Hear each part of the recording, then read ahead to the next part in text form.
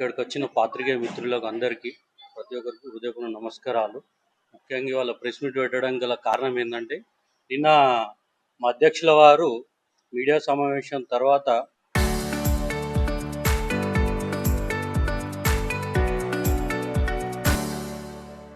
కొంతమంది వచ్చి మీడియా ముందట చాలా మాట్లాడారు. వాళ్ళకు చిన్న విషయం చెప్పడానికి ఈ ప్రెస్ మీట్ పెట్టడం జరిగింది. ఏంటంటే, నిన్న అనురుద్దీన్ మాట్లాడుతూ ఏమంటుండంటే, జన్వాడలో మా భూములు నైజాం టైంలో పోయినాయి, గండిపేట కట్టేటప్పుడు అని చెప్పిండు. నైజాం టైంలో ఉన్నప్పుడు నైజామోడు మిమ్మల్ని ఆడించినప్పుడు అప్పుడు ఏడిపోయింది, పోరాటం చేత కాలేదు. అలాగే 12 మంది విద్యార్థులు చచ్చిపోవడానికి కారణం ఈ కాంగ్రెస్ పార్టీ. ఇది తెలియదా మీకు? అలాగే మా పొన్నం ప్రభాకర్ గారు, ముఖ్యంగా మీకే తెలియజేస్తున్నా, మీరు నోటికి వచ్చింది ఏది మాట్లాడితే అది మాట్లాడితే మర్యాద ఉండదు. ఏదైనా మర్యాద ఇచ్చుకోవడం పుచ్చుకోవడం తెలిస్తే మంచిగా ఉంటుంది. అలాగే మీ మీద వచ్చిన ఎలిగేషన్ 500 కోట్ల స్కామ్, భూమి స్కామ్ ఉంది. మా నాయకుడు లెక్క ఒకవేళ స్కామ్ నిరూపిస్తే మా అధ్యక్షులు వారు రాసిచ్చేస్తాను. ఆ దమ్ము ధైర్యం నీకుందా? అలా ఉంటే నువ్వు మాట్లాడు, ఆ ఛాలెంజ్ స్వీకరించు. ఆ ఛాలెంజ్కి మా అధ్యక్షులు వారు రెడీ. తెలంగాణలో జనసేన పార్టీ బరాబర్ పోటీ చేస్తుంది. ఎవడన్నా దమ్మున్నోడో చాపుకోవచ్చు. గత వారం 10 రోజులుగా పవన్ కళ్యాణ్ గారిని కానివ్వండి, జనసేన పార్టీని కానివ్వండి, ఎలా అయితే దూషిస్తున్నారో ఇదంతా మనం చూస్తూనే ఉన్నాం. ఈ పరిస్థితుల్లో ఈ రోజు ప్రెస్ మీట్ పెట్టడానికి కారణం, మొన్న కవితక్క గారు టిఆర్ఎస్ 2.0 అని చెప్పి మొదలు పెట్టారు. టిఆర్ఎస్ 1.0లో ఏం జరిగింది, టిఆర్ఎస్ ఏ నినాదంతో ఉపయోగించుకొని అసలు గద్దెనెక్కింది, ఈ 10 సంవత్సరాలు ఆవిడేం చేశారు అంటే, రాష్ట్ర ప్రయోజనాలు పక్కన పెట్టి కుటుంబ ప్రయోజనాలు చూసుకుంటూ ఎప్పుడైతే వాళ్ళు గద్దె దిగాల్సి వచ్చిందో అప్పుడు మీకు టిఆర్ఎస్ తెలంగాణ, టిఆర్ఎస్ 2.0 ఇవన్నీ గుర్తుకొచ్చాయి కవితక్క గారు. మీరు ఏ ఉద్దేశంతో పవన్ కళ్యాణ్ గారిని అడుగు పెట్టకూడదు తెలంగాణ రాష్ట్రంలో అంటున్నారు? అంటే మీరు చేసినవన్నీ ఇప్పుడు ఎక్కడ బయటికి లాగుతారు అనే భయమా? మీరు టిఆర్ఎస్ నుంచి బీఆర్ఎస్ మారినప్పుడు మీరు ఎందుకు ఏది మాట్లాడలేదు? బీఆర్ఎస్ నుంచి మళ్ళీ టిఆర్ఎస్ 2.0 అని చెప్పుకోవడానికి సిగ్గుగా కూడా లేదా? టిఆర్ఎస్ చేసినవన్నీ మళ్ళీ మీరు వెనకాల బ్యాగేజ్ లో మోసుకొని రావడానికి సిగ్గు అనిపించట్లేదా మీకు? మీరు మాత్రం ఉద్యోగాలు చేసుకోవడానికి పక్క రాష్ట్రాలు కాదు, దేశాలు దాటెళ్ళచ్చు, మీరు అక్కడ బతకచ్చు, మీ పిల్లలు అక్కడ చదవచ్చు. కానీ పవన్ కళ్యాణ్ గారు మాత్రం తెలంగాణలో అడుగు పెట్టకూడదు. ఇదేం న్యాయం అండి? రాజ్యాంగం అందరికీ ఒకటేలా ఉండదా? ఒక్కొక్కరికి ఒక్కొక్క రాజ్యాంగం రాసి పెట్టారా? మీరు రాజ్యాంగానికి ఇచ్చే గౌరవం ఇదేనా? దేశ సమగ్రతను కాపాడుతూ ప్రాంతీయవాదానికి ఒక లైన్ ఉంటది, అది దాటి మాట్లాడకూడదు. ప్రాంతీయవాదాన్ని, జాతీయ సమగ్రత డిస్టర్బ్ చేయకూడదు అనే మాట పవన్ కళ్యాణ్ గారు మాట్లాడితే ఆయనకి ఆంధ్రవాదిగా ముద్ర వేసేస్తారు. ఏం రాజకీయం చేస్తున్నారు మీరు? మీరు ఏదన్నా చెప్పేటప్పుడు మీకు పక్క దేశం నుంచి వచ్చి ఇక్కడ పక్క దేశం వాళ్ళు ఒక పార్టీకి అధినేతగా ఉంటూ ఆ పార్టీని మీరు ఇక్కడ తెలంగాణలో గెలిపించడానికి మీకేమీ అభ్యంతరం లేదు.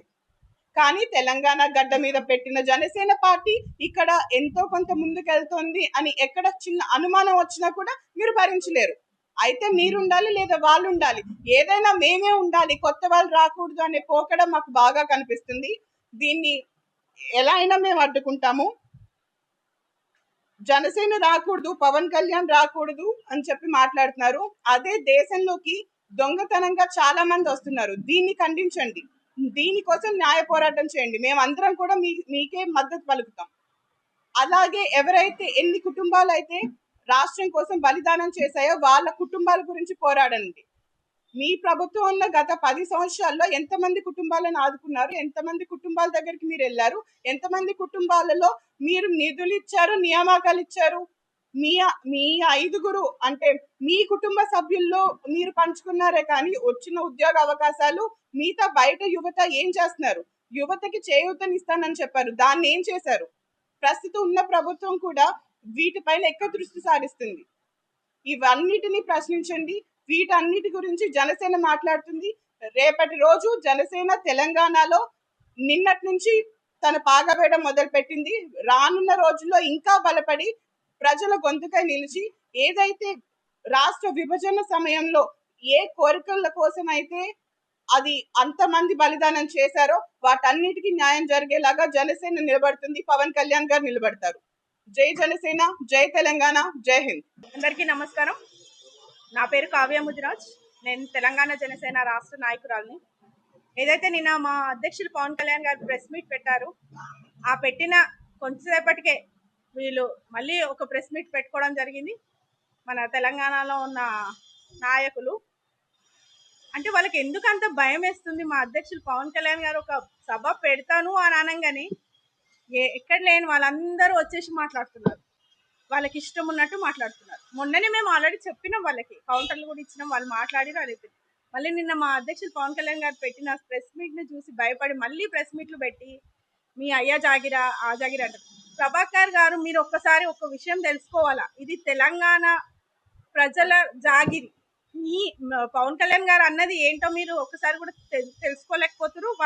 వాళ్ళు మాట్లాడింది ఏందని అర్థం చేసుకుంటలేరు మీరు. అసలు పవన్ కళ్యాణ్ గారు చెప్పింది జాగిరి అని అంటే మీరు మళ్ళీ క్వశ్చన్ చేస్తారు, మా అధ్యక్షులు పవన్ కళ్యాణ్ గారు జాగిరా అనేసి.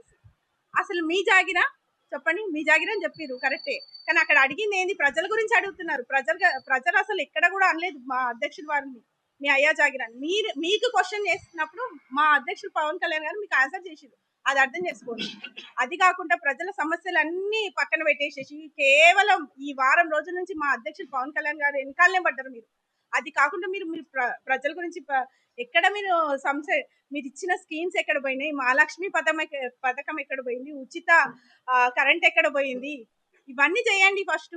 ఎందుకు మా అధ్యక్షుడు పవన్ కళ్యాణ్ గారి మీద పడుతున్నారు? ఓకే, ఇంకోసారి చెప్తున్నాం, దీంతో ఇక్కడితో ఇది ఆపితే చాలా బాగుంటుందని మేము హెచ్చరిస్తున్నాం మిమ్మల్ని.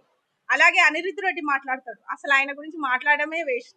ఆయన ఎవరో కూడా తెలుస్తలేదు మాకైతే. ఎందుకంటే ఏదో మా అధ్యక్షుడు పవన్ కళ్యాణ్ గారిని అనాలా, ఫేమస్ అయిపోవాలనే ఉద్దేశంతో మాట్లాడుతున్నాడు, కానీ ఇంకా ఆయన గురించి వేస్ట్. ఇంకా కవితకు వచ్చింది, అమ్మ నువ్వు 12 ఏళ్ళు 10 సంవత్సరాలు మీ అయ్య వాళ్ళు మీరు అందరూ పరిపాలించారు. బీఆర్ఎస్ అన్నారు, టీఆర్ఎస్ అన్నారు, మళ్ళీ బీఆర్ఎస్ అయ్యింది.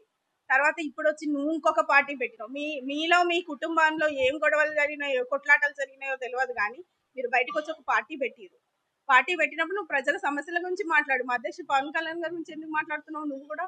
అంటే నేను అసలు ఎవరు గుర్తిస్తలేరని చెప్పి మా అధ్యక్షుడు పవన్ కళ్యాణ్ గారిని అంటావా నువ్వు? ఏం చేసినావు నువ్వు? అసలు తెలంగాణ ఆడబిడ్డల పరువు తీసినావు నువ్వు. ఇద్దరు తీసేసి సారా వ్యాపారం చేసినావు, సారా స్కామ్ లో ఇరుక్కున్నావు నువ్వు. అది తెలియదా నీకు? మూతి పళ్ళు రాలగొడతా అంటావా? నువ్వు వెళ్ళు ప్రజల్లోకి, ఎవరు మూతి పళ్ళు ఎవరు రాలగొడతారో తెలుస్తుంది. ఇంకొకసారి మా అధ్యక్షుడు పవన్ కళ్యాణ్ గారిని మాత్రం మేము ఊరుకోం కవితక్క. నీకు ఇదే ఈ ప్రెస్ ద్వారా మేము కూడా చెప్తున్నాము, నీకు జాగ్రత్తగా నోరు ఒకసారి అనేటప్పుడు ఒకసారి ఆలోచించుకో. అలాగే ప్రజల సమస్యల గురించి పోరాడండి, మేము కూడా వెనకాల ఉంటాం. నిన్న మా అధ్యక్షుడు వారు పవన్ కళ్యాణ్ గారు చెప్పినట్టు మీరు ప్రజల గురించి ఆలోచించండి, మేము కూడా మీ వెనకాల నడుస్తాం. నిన్న జరిగినటువంటి పవన్ కళ్యాణ్ గారి ప్రెస్ మీట్ తర్వాత పొన్నం ప్రభాకర్ గారు ప్రెస్ మీట్ పెట్టి ఇది తెలంగాణ అయ్యా జాగిరి అని చెప్పేసి చెప్పారు. పొన్నం ప్రభాకర్ గారికి మేము ఒకటే చెప్తున్నాం, నీ అయ్య జాగిరే కాదు, ఇది నా అయ్య జాగిరి, నా జాగిరి కూడా గుర్తుపెట్టుకో పొన్నం ప్రభాకర్. ఏదైతే తెలంగాణ రాష్ట్రంలో ప్రజాస్వామ్యబద్ధంగా ఎవరైనా సభలు నిర్వహించుకునే హక్కు కలిగి ఉన్నప్పుడు ఎందుకు మరి జనసేన పార్టీని చూసి మీరు భయపడుతున్నారు? 2000 మందితో మేము ఇక్కడ సభ నిర్వహించుకుంటుంటే ఎక్కడ లేని భయాలు మీకు ఎందుకు వస్తుంది? అనుమతి ఎందుకు తిరస్కరిస్తున్నారు? ఏదన్నంటే దీనివల్ల తెలంగాణ హక్కులు దెబ్బతింటున్నాయని చెప్పేసి, లా అండ్ ఆర్డర్ ప్రాబ్లం అని చెప్పేసి మీరు మాట్లాడుతూ ఉన్నారు. మేము ఒకటే అడుగుతా ఉన్నాం, మీరు ఏదైతే లా అండ్ ఆర్డర్ ప్రాబ్లం అంటున్నారో, గతంలో మీరు ఇచ్చినటువంటి భయంస ఈ రాష్ట్రంలో ఎవరిని అడిగినా చెప్తారు. మత కల్లోలకి అక్కడ ఎంత విచ్చలవిడితనం ఉంటుందో మీకు తెలుసు.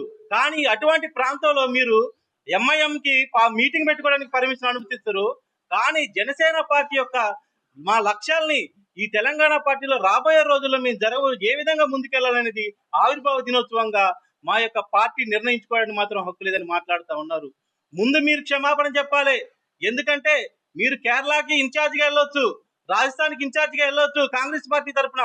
మీ పార్టీలో ఉన్నటువంటి చాలా మంది వ్యక్తులు, ఇతర రాష్ట్రాల్లో ఉన్న వ్యక్తులు ఇక్కడికి వచ్చి ఈ రాష్ట్రంలో ఇన్ఛార్జిగా కొనసాగవచ్చు, ఇక్కడే కంటిన్యూగా సంవత్సరాల పాటు ఉండొచ్చు. కానీ మా నాయకుడు వస్తే ఎందుకు భయపడుతున్నారు అంటే ప్రజాస్వామ్యబద్ధంగా తెలంగాణ ప్రజలు ఇక్కడ జనసేన పార్టీ అనివార్యం అని చెప్పేసి కోరుకుంటున్నారు. మీరే ఒప్పుకుంటున్నారు. ఒక జనసేన పార్టీకి మీరు అనుమతి ఇవ్వకపోతే మీ యొక్క పరిపాలనలో లోపం ఉందని చెప్పేసి మేము తెలియజేస్తా ఉన్నాం. అదే విధంగా మీరు మాట్లాడుతూ ఉన్నారు, ఏదైతే ఈ రోజున పెప్పర్ స్ప్రే పార్లమెంట్ లో తెలంగాణ రాష్ట్ర ఏర్పాటులో మీ కళ్ళలో పెప్పర్ స్ప్రే కొట్టినట్టు లగడపాటి రాజగోపాల్ లాంటి వాళ్ళు ఈడకొచ్చి మీరు వాళ్ళ వ్యాపారాలు చేసుకోవచ్చు. ఆ వ్యాపారాలు చేసుకున్న దాంట్లో మీకు కమిషన్లు ఇవ్వచ్చు. కానీ మా నాయకుడు తెలంగాణ రాష్ట్రంలో యువతకి తెలంగాణ ఉద్యమంలో ఉస్మానియా యూనివర్సిటీ నుండి అదేవిధంగా యావత్ తెలంగాణ ఇక్కడ ఉన్న ప్రతి ఒక్క ఉద్యమకారుడికి అవమానం జరుగుతూ ఉన్నది. రాజకీయాల్లో అవకాశాలు లేవు. ఎంతవరకు మిగతా పార్టీలు జెండా కూలీలుగా చూస్తుంటే ఒక ఉన్నతమైన స్థానాన్ని కల్పించి ఈ రోజున ప్రజాస్వామ్యబద్ధంగా అసెంబ్లీకి పార్లమెంట్కి పంపాలని పవన్ కళ్యాణ్ గారు వీటికి వస్తుంటే మా యొక్క హక్కులని, మా రాజకీయ అభివృద్ధిని మీరు అడ్డుకుంటున్నారు. ఖబర్దార్ పొన్నం ప్రభాకర్, ఎట్టి పరిస్థితుల్లో కూడా మిమ్మల్ని విడిచిపెట్టాం. ముందు మీ మీద వచ్చినటువంటి అలిగేషన్స్ ఏవైతే ఉన్నాయో ఎన్టీపీసీలో బూడిదమ్ముకుంటున్నారని చెప్పేసి మీ మీద అలిగేషన్లు వచ్చినాయి. అదే విధంగా సిద్దిపేటలో 150 ఎకరాల భూమిని కబ్జా చేశారని అలిగేషన్లు వచ్చాయి. కాబట్టి ముందు ఆ అలిగేషన్ని మేము చేయలేదని నిరూపించుకునే పనిలో ఉండండి.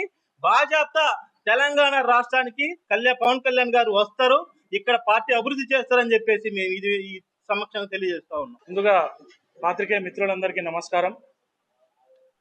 జోహార్ తెలంగాణ అమర వీరులకు. నా పేరు నందగిరి సతీష్, జనసేన పార్టీ తెలంగాణ కార్యకర్తని.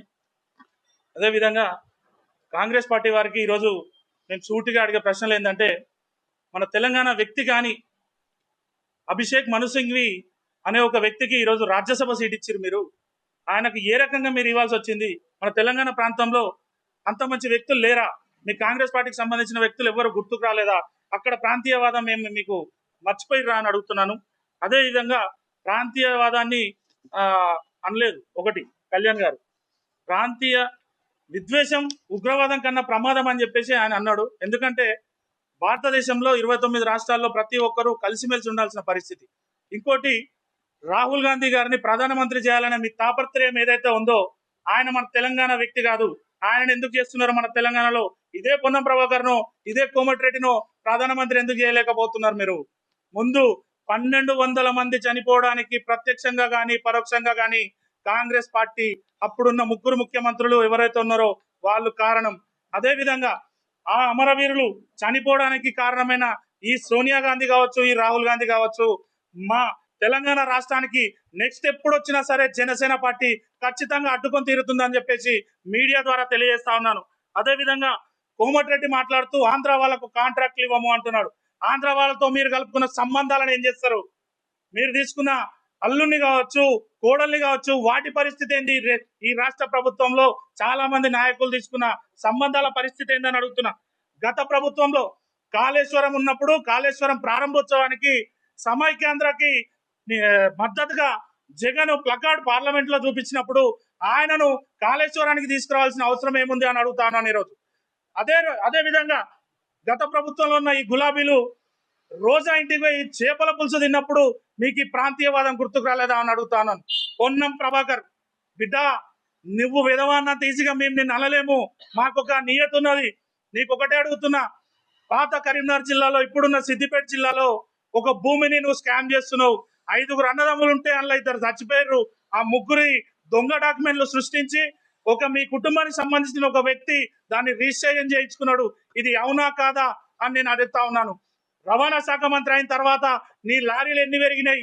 ఒకప్పుడు నువ్వు హోటల్ పని చేసుకున్నప్పుడు నీ ఆస్తులు ఎంత? ఈ రోజు నీ రవాణా శాఖ మంత్రి అయిన తర్వాత నీ ఆస్తులు ఎంత?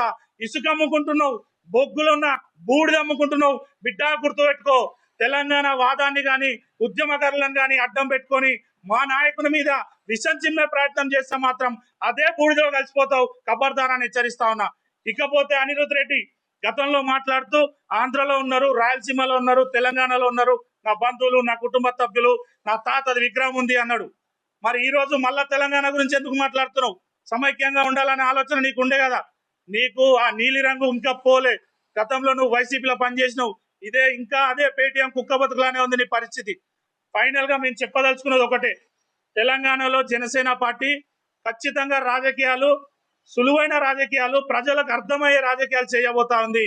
దాన్ని ఎవ్వరు అడ్డుకున్నా ఆగే ప్రసక్తి లేదు.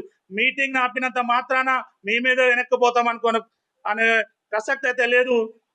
ఒక విధంగా చెప్పాలంటే జనసేన పార్టీ చాలా సున్నితంగా ముందుకెళ్లాలనే ఆలోచనతోని జూన్ 2 తెలంగాణ ఆవిర్భావ దినోత్సవం రోజు మేము ఒక సభ పెట్టుకున్నాం.